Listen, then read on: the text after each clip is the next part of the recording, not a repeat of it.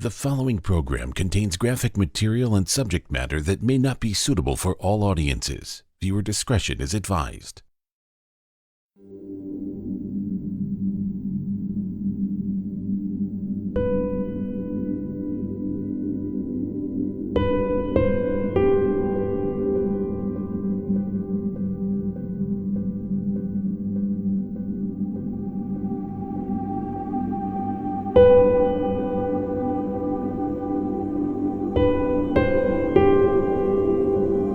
Our family was a very close family unit. There are three of us kids. Danny was the oldest, I'm the middle child, and we have a younger brother. Our parents were both ski patrollers up at Big Sky, and so we had the privilege of growing up on the mountain, which was amazing, and what an incredible place to, learn to be tough and to be outdoorsmen. We spent a ton of time then in the summer times hiking in the Gallatin Canyon, river rafting all over the place, just spending a lot of time outdoors. Someone killed Danny. I've always known that there's no way that this was an accident. Someone was there with my sister, and someone did this to her.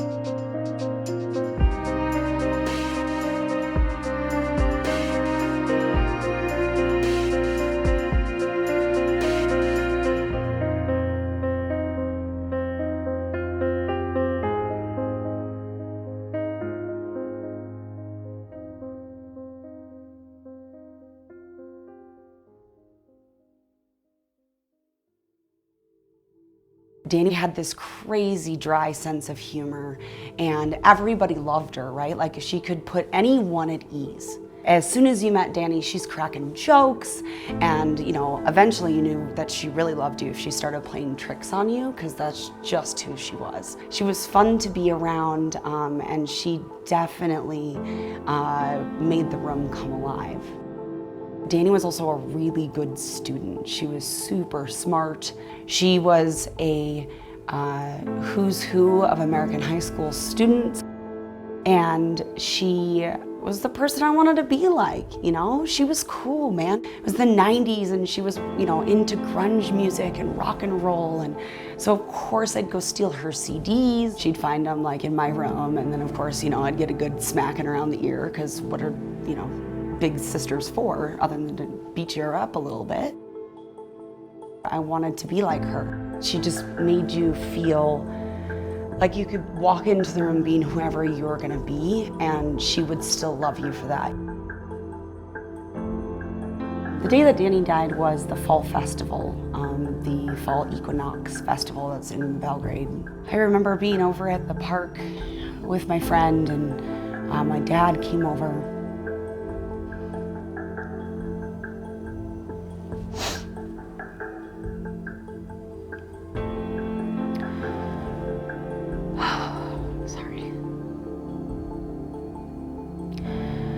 I remember being over at the park, and my dad came over and told me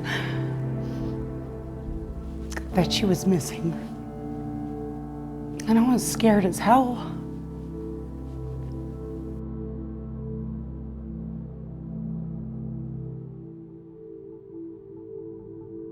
I'm Cindy Botek, formerly Deputy Crawford, the Gallatin County Sheriff's Office. Danny left the residence where they lived in the city limits of Belgrade at about 11:30. Danny told her mom, Cheryl, she wanted to go to Cameron Bridge fishing access for a while. Cheryl gave Danny her own watch and told her to be home by 2 because the family was having friends over. And when she didn't show up, Mom went out there with a friend to look for her and found the truck there, but didn't find Danny.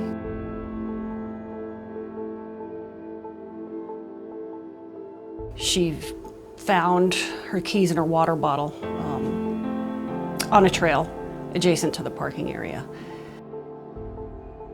That was really such a scary indicator. She was a proud new driver, and it was just really unlikely that she would have dropped those things unless something bad had happened.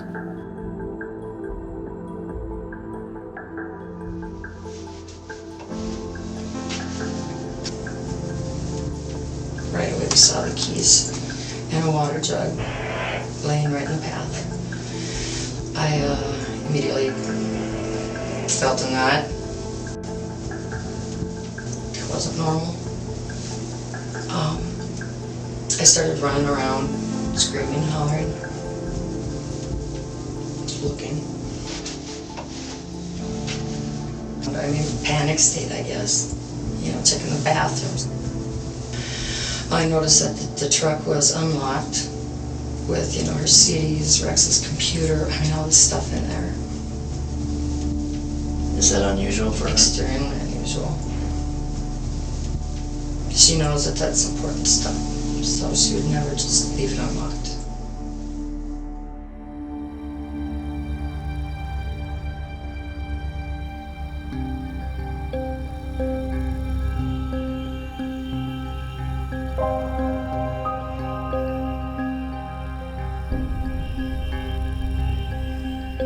At approximately 13 minutes after 5 p.m., Belgrade resident Cheryl Houchins contacted the Gallen County Sheriff's Office and requested assistance in locating 15-year-old Danny. I'm Sergeant Matt Boxmeyer. I work for the Gallen County Sheriff's Office in the Detective Division. Cameron Bridge Fishing Access falls in the jurisdiction of the Gallen County Sheriff's Office, and so deputies responded out there. I think it was approximately an hour later is when they called search and rescue in to continue the search. We got a call of a missing person down at the Cameron Bridge Fishing Access, and we went down there, found her car, and we started searching. We started at the road and started going south from there. As what we call a grid search, where everybody's side by side and you can see each other and see the ground in between you. We searched that all the way to where her vehicle was parked, and then it became dark. The river's right there. There's a lot of little water traps, beaver holes that you can fall into and break a leg pretty easy. We felt for our searchers that it was safer to proceed again in the morning. So we started buttoning things up and left. The search party was called off. It's really hard, obviously, in a thick area to be able to do a lot of searching in the dark, and it gets very dark here. However, there were family friends who remained on searching a little bit later that night. One of my dearest friends, his family lived really close to Cameron Bridge, and so they continued searching. The two individuals that located Danielle were brothers. They're from the Belgrade area. One of the brothers had received a phone call from his son, who was really good friends with Danielle's little sister, Stephanie. And the son pled with his dad to go out and look for Danielle because both him and his brother knew the fishing access well. They grew up there, they spent a lot of time out there, and it was under the son's insistence that he went out there.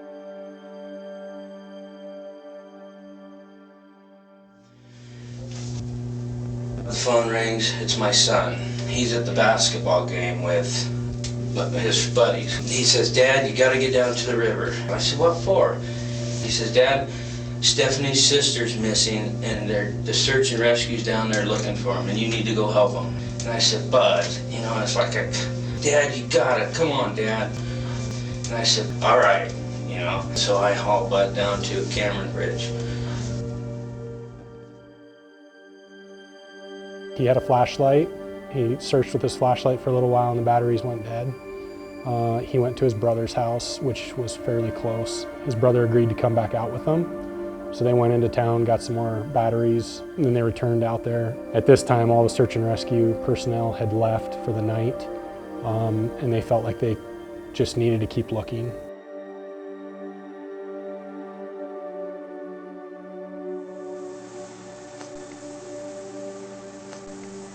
And we'd been there about 45 minutes. I was just getting ready to tell him, let's go. I said, man, what are we doing here? And then he just said, I found her. So I got closer and I looked and I seen her, the back of her head. And my whole body went really weird and I knew she was dead. She's dead. I think those brothers were really affected when they found her, and I think they probably have that image of her blazoned in their minds, and God only knows what will remind them of that, but I'm sure it comes to their mind till this day. As soon as I realized it was her, I got real scared. I went back and got in a car, and then we driving out, and then another guy come in a truck, and he said he was the dad.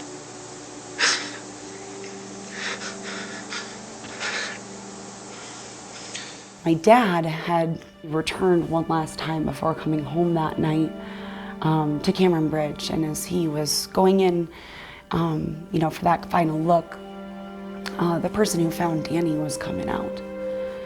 And so he let him know right away that he had found Danny and that she was dead.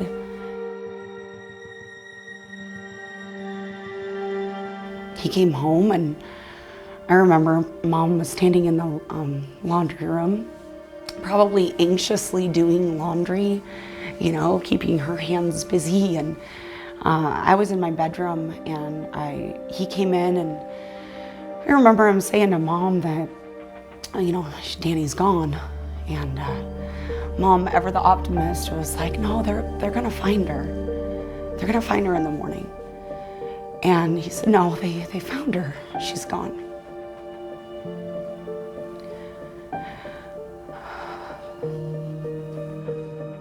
I remember walking out into the living room. They grabbed me and we hugged, and we just collapsed to the floor. And nothing's ever been the same since.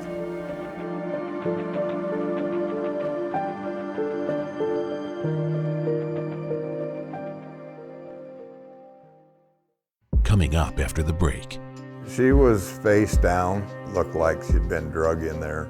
Personally, I feel that whoever did this knew Danielle. He knows so much more than he's telling, so much more.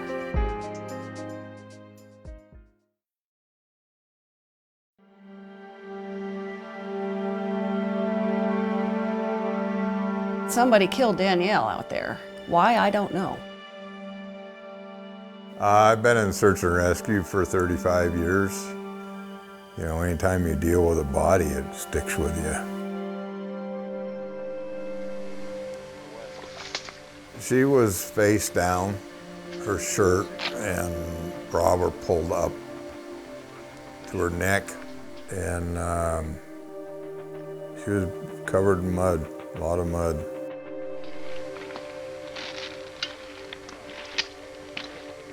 Danny's body was face down in a swamp area.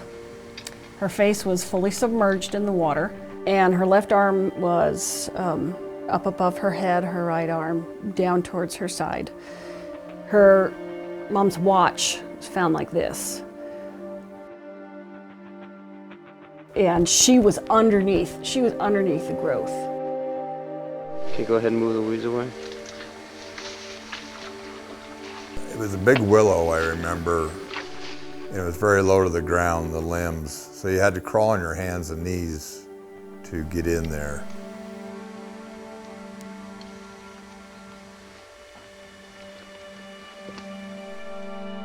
She was drugged there. I know she was drugged there. That's how the watch got there. It's almost like somebody maybe was trying to hide her, at least for the time being. She was missing one of her sandals. That sandal was found the next day, farther away from her body. Her hair was loosely secured in a ponytail by an elastic hairband, loosely, meaning it was probably nice and tight when she left that morning, but something ruffled up her hair, although it was still secured. They took Danielle to the Montana State Crime Lab in Missoula for an autopsy. She did have some injuries, bruises, scrapes. They were on her head, the back of her neck, front of her face, her legs. I remember the scratches. You know, she's got them over here, which happens if you're trying to get someone to get their hands off of you from behind, or if you're maybe running away from somebody in a wooded area. There was injury to her genital area, which is indicative of some type of sexual trauma. Interesting part, the laryngeal lumen contains an abundant material consistent with mud, which means we found mud down in here, which means she inhaled mud. She had mud that had gone down inside of her esophagus and into her stomach. Cause of death, drowning. Manner of death, undetermined. Why they left it as undetermined, I don't know. It doesn't make sense to me. I would have listed this as a homicide. At the time, the sentiment was so strong that we don't know what happened. We just don't know. I guess she just went out there and lay down and died. How can you read this report? How can you read that autopsy report and think that she just laid down there and died? Especially when the toxicology comes back and she didn't have anything in her system that's going to cause her to completely black out. Danielle was not intoxicated. Danielle was not on any type of drugs. She didn't have anything in her system besides caffeine. We were told that Danny drowned in just a shallow amount of water. Danny was strong and athletic. She was a skier and a climber and a great swimmer. We have natural defense mechanisms, even as babies, to not take water into our lungs or mud. She didn't just die out there. She didn't just walk out there and die. She was killed. Somebody went out there and met with her, and they held her down in that water and she drowned. She didn't do this to herself. It wasn't an accident. She didn't fall down and get hurt. It wasn't a suicide. Based on the evidence at the scene, someone did this to her. There were quite a few people ruled out, quite a few people interviewed. It was mentioned at the time that it was possibly some type of stranger thing, someone lurking around the area. You know, Cameron Bridge fishing access is close to I-90, but the clues left at the crime scene lead me to believe that this is somebody she knew.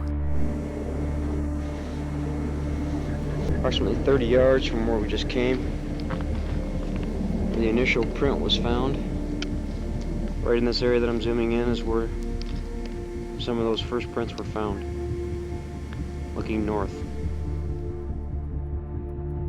Stranger abductions and stranger murders are very uncommon. Personally, I feel that whoever did this knew Danielle. Shortly after Danielle's murder, there was a couple of viable suspects. One of those suspects, we believe he may have some information that he doesn't want to share with us. At least one person that I interviewed, I know, or I have very, very strong suspicion that he knows so much more than he's telling, so much more. And it drives you crazy when you look someone in the eye. And they know that you know that they're lying and they just smile away, and that just drives you crazy, especially in a case like this.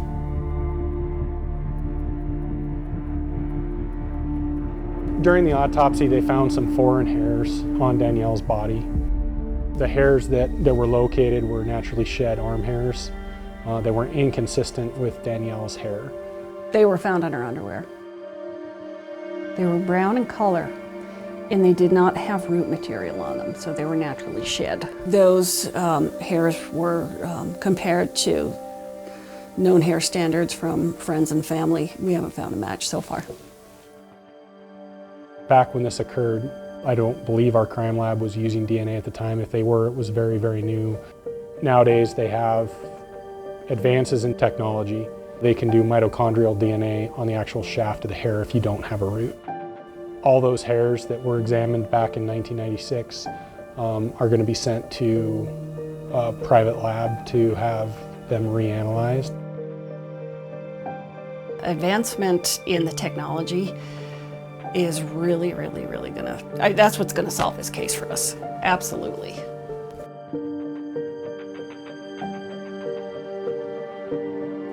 Someone did this to Danny. And I could almost guarantee they probably said something about it to somebody. You may think that a detail is inconsequential, or a conversation you had with someone was minor and couldn't make a difference, but unequivocally, it can. We were kids. I was 12, Danny was 15, her friends were right in that age, 15, 16. Maybe you got interviewed by the sheriff's department and they were scary. God knows I was scared. But we're all adults now. We have our own lives, we have our own careers, our own hurts. I just want to ask anyone who thinks that they have a small detail, small to big, to reach out. And if that person can find the courage to come forward,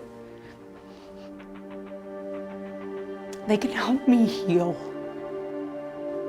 There are people out there that know what happened to Danielle.